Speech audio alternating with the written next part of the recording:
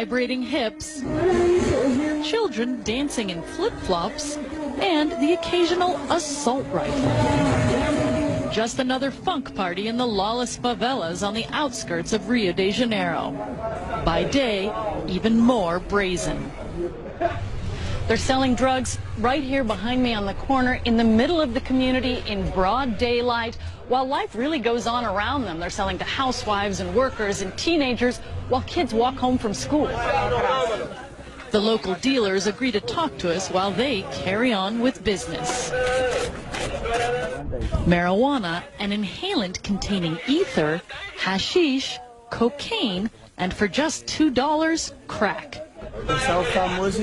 This is the famous powder for 20 reais, he says, closing a deal.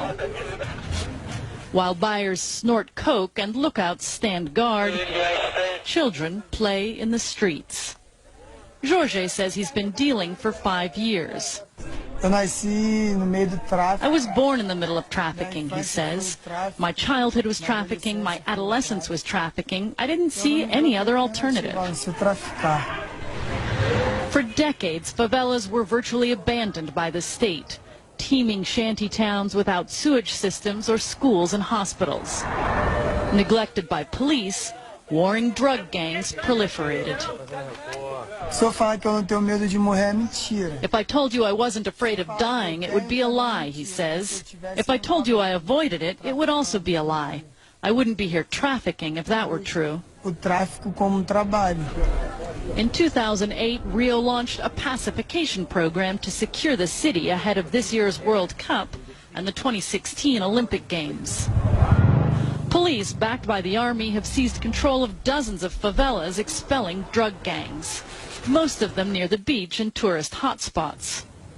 But hundreds more haven't been touched at all. We found Wagner, a former trafficker, at a drug rehab shelter. My community lives in a constant war zone, he says. We make the headlines every day. He says he won't go home until the police occupy his slum as well.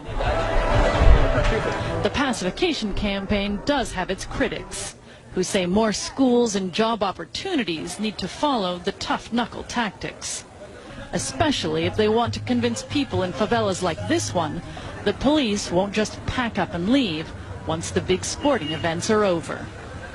Shasta Darlington, CNN, Rio de Janeiro.